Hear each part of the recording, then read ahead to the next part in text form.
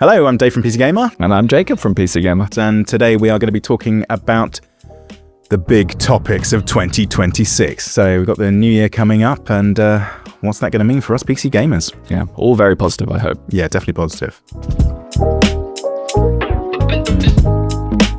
And I think we should start with the worst news. We'll get that out of the way early. I know this is going to be like underpinning absolutely everything we talk about today. Yeah. It's the RAMpocalypse, or as I like to call it, the Great Dying. And it won't come as any surprise to people, because if they've been looking at RAM prices for the last, 2-3 months maybe, getting worse steadily with every day, RAM prices have shot up and they've gone to, you could get maybe a 32 gigabyte kit for about $300. Yeah, it's about $300. Maybe if you're looking at some Corsair or more premium kits, you're kind of going even up to $500. And I saw a 128 gigabyte kit for $1,000. I think that was a cheap one for that. So yeah, it's been crazy. Like RAM prices have gone up like 200-400%. We've also been seeing like over sort of like Black Friday and Cyber Monday, we were seeing laptops, genuine gaming laptops with RTX 50 series GPUs in them going for less than 64 gigabyte kits of memory, which just feels mad. And I guess looking forward then to next year, I'm not looking forward to It's not getting better. Yeah, because, essentially we're kind of in that situation where you've got three large memory manufacturers, Samsung, SK Hynix, and Micron. Micron has already announced that it's ditching its consumer brand, though that isn't necessarily like a death knell for just memory from them. They have customers that buy stuff or whatever. But Samsung and SK Hynix really make up the lion's share of the market anyway. And both of these companies seem cautious on making new. Well, I think that's the thing. It's like, because these aren't just the people that make the modules. These are the people, there are three companies basically that are making all the little chips that go into all of the different kind of memory components that go into your PC and into the data centers. Because that's the thing, it's the data centers that are swallowing up all of this chip supply, which means that us poor consumer people are losing out. Samsung specifically said, rather than rapidly expanding facilities, we will pursue a strategy of maintaining long-term profitability. Yeah, I bet you will. We will minimize the risk of oversupply through a strategy that balances consumer demand and pricing. Basically, they're saying, we're a little bit scared of the AI bubble, because if this bursts and we're left holding a ton of memory, we're going to have to sell it off cheap. And that's happened to us in the past. And we don't want it to happen again. And fabs aren't cheap. You're spending billions on something that takes many years to build. I think there was previous rumors that SK were building new fabs. Maybe it was going to take decades to build new ones, because they're incredibly cautious, because they don't want to destroy what is at the moment a very profitable business. That's the thing. They're making more money than they've ever made before. But unfortunately, AI companies that are willing to pay billions and make massive orders all at once are easily outmaneuvering the average PC gamer. Yeah. As you say, SK has been putting in some facilities. They've been a little bit more cautious about that. Like, we plan to invest approximately 30% of our sales in facilities in 2026 and accelerate the transition to 1C DRAM, which is the smaller memory, but it will be difficult to resolve the supply shortage. So basically they're saying, like, we can build facilities, but like, we're not going to make a dent in it, basically. And that's SK Hynix. That's like their 38% of the market. Yeah, and then you have analysts saying that this could run through 2028, which is not a rosy outlook at all. Speaking of Black Friday, I was trying to put together a PC from builds, like a PC I genuinely wanted, not trying to cut any corners, but not, still buying stuff that was cheap. And I couldn't get a PC that was cheaper than what a system builder was building without making some severe cuts, which was arguably worse than what the system builder was offering, because they're still offering PCs with a reasonable amount of RAM without massively ramping up the price. But will that end now? Are we going to be, by the time this video even comes out, will that have I think before Christmas. I think what we're looking at is the system builders are still just about able to keep their prices, and have been able to do that over the big sale period. But going forward, they're going to have to buy more memory, and that's going to be more and more expensive. So they're going to have to pass those costs onto the consumer. Like, we know that Dell, who own Alienware, obviously, they've announced that they're going to be doing I think this was actually done, I think TrendForce noted this. They're going to be increasing pricing by 15 to 20% in sort of like mid-December. So that's just going to be like the first of it from a system integrator. I think Lenovo's made similar noises as well. Because I think this is the thing. It's like, it's not just, we're talking about this as the RAMpocalypse and stuff, but it's not just memory that's going to be the big issue. This is going to have a massive knock-on effect to every single part of your computer. Well, yeah, I mean, so SSDs more directly kind of being impacted. They were kind of like touted as maybe being something that was going to be hit as bad as RAM because of it, but it's not worked out necessarily quite so much. But we are seeing prices generally trend upwards. I mean, a drive that might have been $130 up 2 months ago is now kind of 180 to 200. It's not RAM increases, but it isn't great. And then you've got motherboard sales that are reportedly down 50% because people don't want to buy a new CPU and motherboard because they don't want to buy the RAM. So people are stuck with the machines they've got, which is, unfortunate for PC gamers most of all. But I imagine there's a lot of companies out there thinking, well, that's our whole motherboard business down. That's our gaming PC sale. System builders can only sell those as long as they bought the stuff for cheap. I mean, retailers told us the same thing, right? They bought a lot of this stock that they have, this inventory, at prices that were pretty affordable.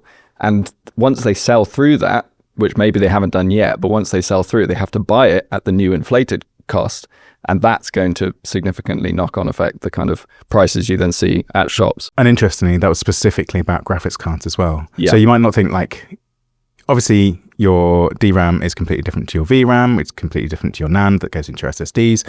But they're all going to take up memory supply facilities. I'm cautiously optimistic for something happening with AI demand, whether it's a bubble popping or they just kind of orders just kind of slip off a cliff slightly. Do we want a bubble though? I mean, that's the thing. It's like, yeah, obviously, like, okay, you kind of want this to sort of like tail off and the demand not to destroy everything. Because I don't want this to be the death of PC building. I love building PCs, but like realistically, it's kind of heartbreaking for the hobby, isn't it? This is off the back of multiple crises that we've had going back. So you had graphics card shortage, cryptocurrency, and COVID. And then before that, you had another cryptocurrency graphics card shortage. So we've generally had like a pretty bad run of, it's not been a stable few years for PC gaming or PC building anyway on the component side. So it will be a real shame if RAM, of all things, especially when we were getting to this point where it's so affordable. It's like, 32 graphics cards are starting to so affordable. And graphics cards starting to get affordable again. SSDs are a really good price. CPUs, really good price. Like we can't build PCs anymore. I do wonder if the motherboard manufacturers, seeing sales drop, it's in their interest to start bundling more RAM with it. We did see a deal. It was one of the best deals of Black Friday for me, which was you get free RAM with this motherboard to try and prop up the motherboard sales, assumedly. I would love to see more motherboard manufacturers saying, we can bulk buy this stuff and we'll just throw some in there. And look, if it's 16 gigabytes, but it runs reasonably fast, fine. It'll do for a couple of years, right? Obviously, we're talking about this going through 2026 and 27, potentially into 28. That's going to cover a lot of new platforms. So let's jump into that. Let's have a look. Like what new platforms have we got coming up?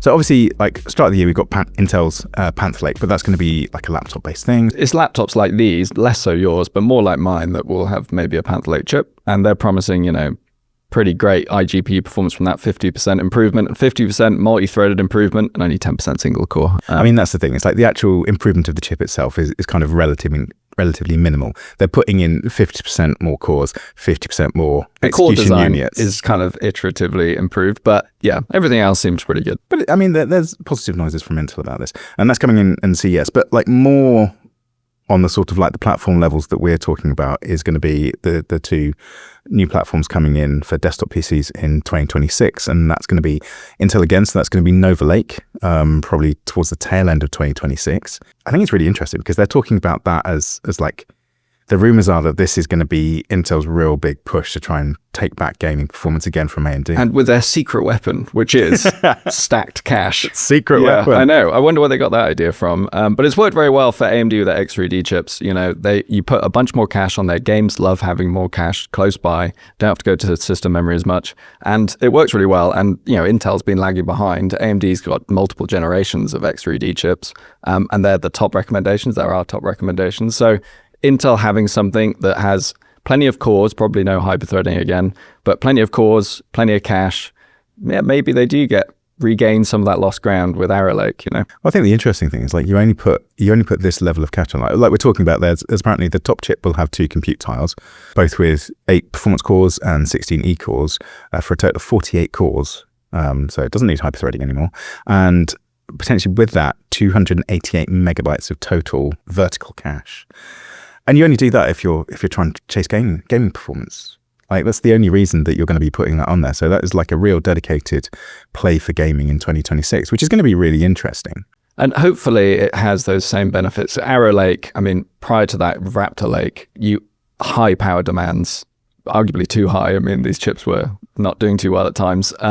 And it was nice to see with Arrow Lake, but more so AMD chips, because they also are like this, which is just more power efficient. And you can just run them in smaller machines with smaller, at liquid coolers, whatever you've got on them. So I think it would be good to see, we put all this stuff on there. We've got this 2-tile system now, but we kind of want it to also be fairly efficient. So hopefully they've got the nodes and they can build a chip using, presumably some Intel and some TSMC nodes. I'm not too... Yeah, I don't know how it's splitting out. I'm not too savvy how they split that one. I don't know if the rumors have come through, but I mean, assuming the compute tiles they'll want those to be 18A or 14A, I guess. I don't know. But we do know that AMD's Zen 6, that should be TSMC 2 nanometer, which will be one of the first chips on 2 nanometer, I think. Yeah, I think it's the first tape out for it. So that's going to be, that's going to be really interesting. So Zen 6C cores as well. So they're still going to be going for, they're sort of like the smaller, lower cache cores, which is kind of an interesting thing.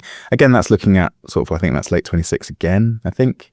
We're expecting that. Intel will demand whole new motherboard platforms, not necessarily new RAM because they'll still all be DDR5, but if they're going to be trying to encourage people to do whole new platform builds, it's going to be interesting to see how Nova Lake and Zen 6 function in a world where it's almost impossible to upgrade. I sort of wonder how iterative they'll feel anyway.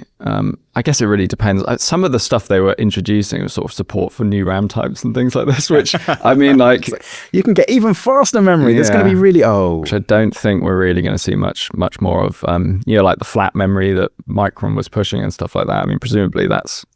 Well, don't bother with that now. So Snapdragon X2 Elite as well. So potentially like there's talk about we might see that around CES. So that's the ARM-based chips from Qualcomm going into laptops potentially middle of the year if they followed when the release of the original Snapdragons were. So we might see those at CES. Interesting, more ARM time. The numbers have looked apparently pretty good for those. They haven't been quite as bullish about gaming as they were for the original Snapdragons. Yeah, which was maybe misplaced bullishness. A little bit. I will say, like, I've used the Snapdragon Elite laptop for a long while, for like a year or so before I moved on to the Razer. And that was my daily driver.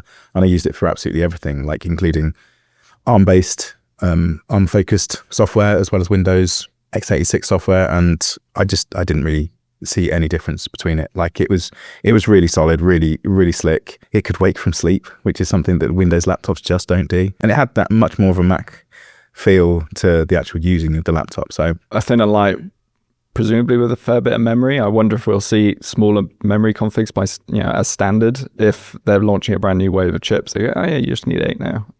We threw 16 in there before, maybe 32, maybe more. But there is more hardware coming out that might be of more direct interest to PC gamers early next year. This is potentially the positive story. Yeah, I still think the RAM pricing could affect this, but essentially we're talking about Steam, the Steam machine, we got the Steam frame, and we got the Steam controller. Yeah, which you went out to Bellevue to go and see Valve and see the original announcement of it. Got to use them. They're very exciting. I'm more excited by the Steam frame, even though it seems like everyone is more excited about the Steam machine. I vacillate between these. Like, I'm wondering, are people sleeping on the Steam frame, or is Valve kind of too late to make a really good VR headset? Like, has the interest in VR kind of just gone, or just shifted entirely to kind of ARM-based systems? Meta's system and storefront is so mature now, and they've got so many developers on there. I know Valve's trying to tap into that with having their own ARM chip and trying to do streaming plus local ARM gaming with all of these things. So we know that they're basically coming early 2026. So it will be pricing. I mean, the Steam machine pricing could be up in the air because of RAM. I think that's the thing. It's like it does make me wonder, like, whether they just like, well, we can't announce price because we genuinely don't know what it's going to be in 2026. Realistically, Valve will have bought up a ton of memory to go into these machines. They'll have pre-prepared all of their manufacturing for the first run of these. But you've got to remember that this is different to the Steam Deck because they're launching far more broadly. Like they're launching to all the places that currently have Steam Deck, basically, aren't they? And the initial launch of the Steam Deck was quite constricted. Yeah, they had nowhere in Asia because that later came via a separate distributor who is now launching everything the Steam Machine on day one. So they're going to be stretched quite thin. And when that initial stock goes for the Steam machines, like they're going to have to start buying in far more expensive memory. So do they factor that into the initial pricing? Do they have low pricing to start with as like an introductory offer? We see that a lot. Yeah. So this is the launch price, and then we move on to like this is. It doesn't feel very Valve, but it also feels like what companies might feel like they have to do to justify basically having a cheaper, more, Like how else do you do it? Like in a world where the memory is going to cost an absolute bomb. Like, well, we're talking like 16 gig in there, aren't we? And it's standard. It's not SODIMMs. Is it SODIMM? It is SODIMMs, It is SODIMM. It's DDR5 SODIMMs, yeah. It's not going to be cheap. That's the worry now. That like initially we were hoping this entry-level gaming PC would be nice and affordable, $499. But yeah, that's looking far less likely now. I think the Steam Frame is still very exciting though. I think, to move away from depressing RAM pricing, people either love VR or there's a group of people that have tried VR and then have put it on a shelf and they haven't touched it for a very long time. I mean, that's me. Like I've got a Quest 2 that's just been sat in a box since I saw a spider crawl into the goggles and I just don't want to put them on again. Spiders VR. That's where the spider And was. I think like there's still a lot of people obviously just haven't really tried it out. The Steam Frame, I'm thinking generally is appealing to the person that's tried it and maybe it's now sat on a shelf, or the diehard person who's got a Valve Index. I think it's going to be a pretty good upgrade if you have an Index. I will probably change my tune on first contact with the Steam Frame, but I'm weirdly excited about the idea of just having it as my PC interface for a little bit and just like seeing what that world looks like. It's not necessarily what the device is, but it's also what it kind of means as well, because this isn't an x86 powered thing. It's not a Steam Deck strapped to your head. This is a proper ARM chip in there. So this is Steam OS running on ARM, emulating Windows and emulating x86 code. So it's a whole doing a lot of little circle there. But it also means that ARM is becoming like far more integrated into the sort of like the PC gaming sphere as well. And Valve's pushing that, that's a big part of what they're trying to do and what they're trying to achieve. And we won't go into it, but you do have your wish list of what you like for the next Steam Deck involving ARM. I mean, that's the thing. It's just like Valve has said, like every time anybody asked them about the Steam Deck 2, like way back to like a couple of years ago, I think I spoke to some of the devs there and I was asking them about the Steam Deck 2 and they were basically saying like, we haven't seen a chip released or on the roadmap or anytime soon that matches what we want. And what they want is something that is going to give you a performance uplift, but is also going to be incredibly efficient. Battery life matters. And I can't see that from x86 at the moment. The one thing people are definitely sleeping on, I do think the Steam controller will be a big hit. I think that's the thing they'll actually sell a lot of. It's the one thing I can imagine myself buying day one for my own setup. Because it doesn't need memory so much. It's not that pricing on that's not going to change. I've got a living room PC. I'm not going to get a Steam machine for that living room, but I have a PC in there. Running a Steam controller on it's going to be great. Going back to the ARM thing, like, do you think we're going to finally see that Nvidia Arm laptop that everybody's been talking about? And yeah, we've been chatting about this, and it does sound exciting. I think it sounds exciting almost as a like, here's what you can do with this. Like they're almost proving to other manufacturers, hey, look, by the way, you could even get off-the-shelf ARM cores. Like we didn't even design these, and put them on with a discrete GPU. We'll make the drivers work. But I think the difficulty is definitely like the driver side, especially if you want to do anything like Linux, the Nvidia stuff, kind of difficult. Yeah, I think it's going to be the driver side, how smooth that all works together. This last year has been amazing for ARM, really, in terms of just the amount that they've now got like flexibility to do stuff that was previously completely just whether impossible or just like, you're never going to bother doing that. It's way too much hassle. Now, like you said, you used an ARM powered laptop and you didn't really notice. That's kind of what Valve's trying to do with the Steam Frame and stuff as well. It's just like it doesn't want you to think about the hardware or the software that it's running, and that's kind of what you'd hope with like the Nvidia Arm laptop. There's been talk. I think there were rumors that Alienware were going to be making a 14-inch laptop with the N1X chip in it, which was the Nvidia chip, with reportedly like RTX 4070 mobile levels of performance from an integrated chip. That would be amazing. But like you said here, with it's off-the-shelf ARM cores is kind of what it's rumored, or basically That's the thing. It's not custom. They've not gone the Qualcomm route and making their own. But that's why the ARM Qualcomm cores. side seems almost slightly more exciting, that if they can prove, oh yeah, you can stick a discrete GPU on this and we have these translation layers, we can do this stuff to make it so you can play Windows games or whatever just on this thing and it runs fine, even if they're programmed for x86. But yeah, if you have like essentially an ARM laptop, discrete GPU, would you want the off-the-shelf ARM cores, or are you going to want Qualcomm's been working on these pretty slick designs for a while. I was looking at some of the prototype Snapdragon machines at Computex a couple of years ago, digging into the BIOS and stuff with them, and they had support for PCI Express discrete GPU. Support was built into those BIOSes, into those systems. So like it is there, but again, it's all going to be down to the drivers. I'd love to see more options next year. I'd love for 26 to be sort of like giving us that ARM sort of push. Would be really interesting. But back to just a regular PC, you got x86, sticking to the classics. You got a graphics card.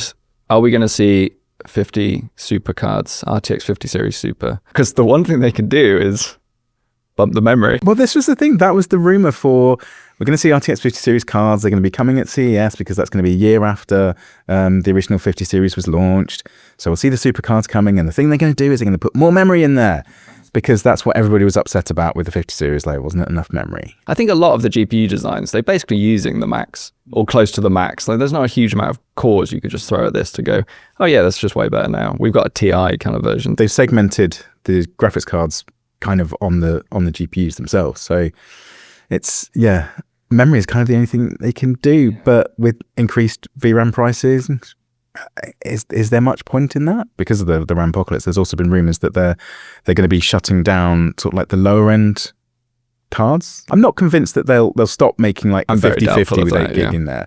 But I can definitely see a 5060 Ti with 16 gig just getting cut. Or just quietly disappearing. You know what I mean? Yeah, just absolutely. like, we just don't make those anymore. Yeah. I can definitely see those high VRAM count, low end chips. The company that makes the most of those, though, is AMD to some degree, but mostly it's Intel. I mean, on the real low end, they have 12 gigabyte cards that cost $200, $250. They have 16 gigabyte cards that cost... Well, that's the rumor that there's going to be the 16 gigabyte BMG G31 GPU coming out, which would be the big battle mage thing. Like we had the B580 came out last Christmas, just before the new year.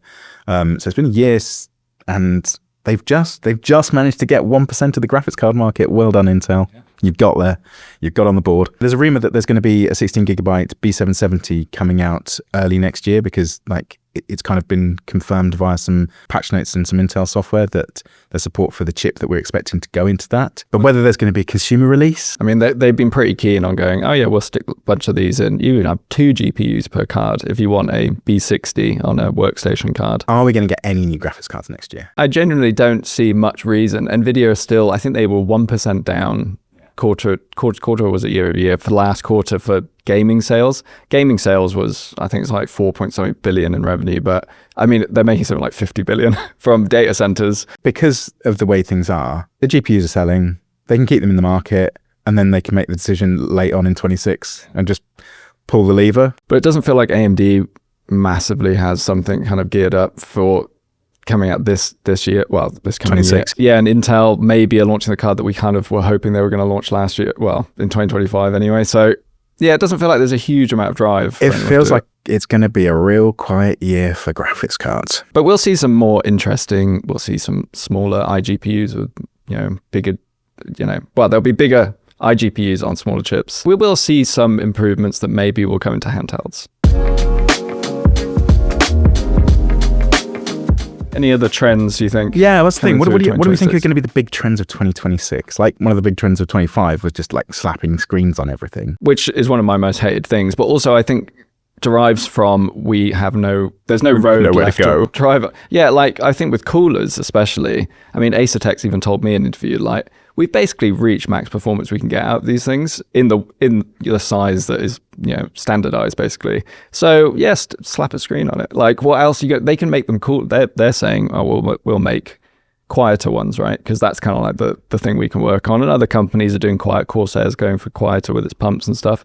But generally, like, well, the performance is the performance for the size you're going to get. So, yeah, slap a screen on it. I mean, there's nowhere else to slap a screen these days. You could have one along the whole radiator, I think, and I'm going to call that 2026. The entire radiator screen. Yeah. What about having like all the LEDs on the fans so that when they spin, they can make those sort of like holographic? I feel like that exists.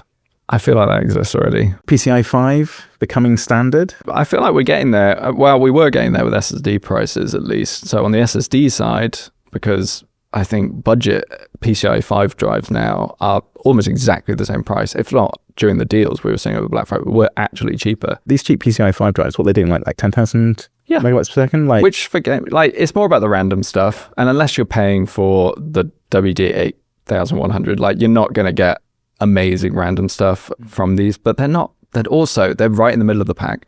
Every PCIe drive for years is pretty much the same for the random stuff that actually matters for gaming, and these are the same. What about peripherals? What are we thinking? What's going to happen with keyboards? Like we've had the Hall effect come through, and that's just everything. More small screens. Yeah, just stick some more screens on them. That'll be it. A full screen keyboard. They've really done it. Yeah, that exists. Oh man. What about headphones? Actually, I know what I want. I want a Maxwell 2. I want the Audeze Maxwell 2s to come out in 2026. That's my... Yeah, there are some new drivers, aren't there? Using different...